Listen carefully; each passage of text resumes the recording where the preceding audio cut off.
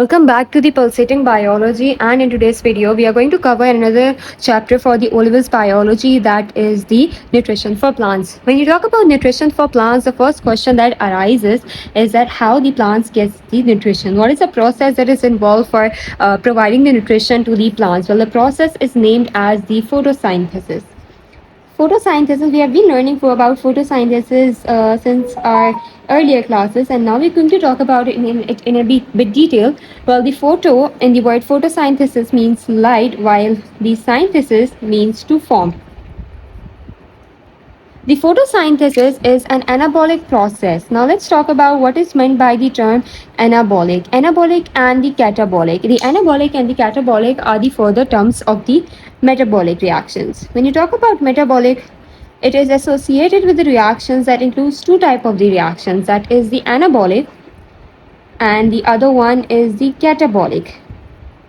Catabolic is the one in which there is a dissociation of one product. Let's say there's a one macromolecule that is dissociated into two minor molecules. When we talk about anabolic, in anabolic reactions, there is two minor molecules that combines together to make up one macromolecule. So whenever you talk about the synthesis, we include anabolic. Whenever you talk about the dissociation, we term it as the catabolic. So these are the two further terms. But when you talk about the photosynthesis is the anabolic process. The anabolic process in which the minor molecule joins up together to form a macromolecules. There are certain contents that are included in the term photosynthesis. We are going to line them up line wise. Let's write it down. The first substance that we have is the light. All of these substances will be important for photosynthesis to take place. In the absence of these substances, the photosynthesis might not be able to perform very perfectly. So the other is the chlorophyll. The third one we have is the carbon dioxide, and then we have the water, and of course then the presence of sunlight. When you talk about light, it talks about the presence of sunlight. In the presence of sunlight, the photosynthesis is being able to be performed in a plant, and a plant is able to produce its own food. Well, this is a very weird diagram of that is inhibiting photosynthesis. The chlorophyll that is present in the leaves that provides the leaf its green pigment is basically responsible for converting the solar energy that comes from the sun into the chemical energy. The chemical energy helps it to transform it into the product that is the food. So the light energy from the sun is basically converted into the chemical energy that in turn helps them to perform the photosynthesis. This is the energy transformation due to which the light is important, and the chlorophyll is important for the term photosynthesis. Let's talk about further carbon dioxide and the water. So carbon dioxide and the water are very important. Oxygen is the byproduct that is produced at the end of the photosynthesis. Let's talk about photosynthesis in detail. It consists of two further reactions, that is the light dependent reaction and the light independent reaction. The another further reaction for the photosynthesis is the light dependent reaction. When you talk about the light dependent reaction, it itself dissociates, that says that it is dependent on light. It is a light dependent reaction that it can only occur when there is the presence of enough sunlight, or whenever there is the presence of enough light. When you talk about light energy, I've already mentioned in the previous slide that says the light energy from the sun is converted into the chemical energy. This chemical energy helps the chlorophyll to be converted into this form of energy that in turn forms as the food and provide the nutrients to the entire plant. This light energy is utilized in this light dependent reaction and helps us to provide us two very important products, that is the ATP and the NADP. These are the two energy carriers that are responsible in the photosynthesis executely in the light dependent reaction. When you talk about light dependent reaction, another very important step that is involved in the light dependent reaction is that the water molecule in the light dependent reaction is split into two hydrogen molecules and the oxygen molecule. By that I mean that there is a two hydrogen molecule with involved of two electrons that gives us, and in turn helps us as an energy carriers. These energy carriers carries the energy from one part of the plant to another and helps us to convert the light energy into the chemical energy.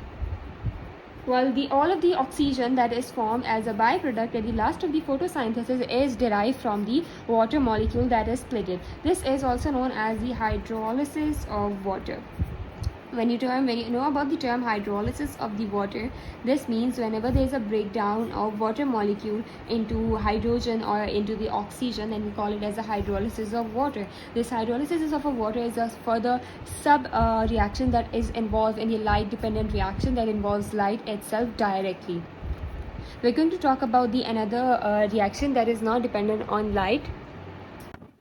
The next reaction that we have of the photosynthesis is the light independent reaction. When you talk about light independent reaction, it does not involve the light directly. Instead, it is also known as the dark reaction.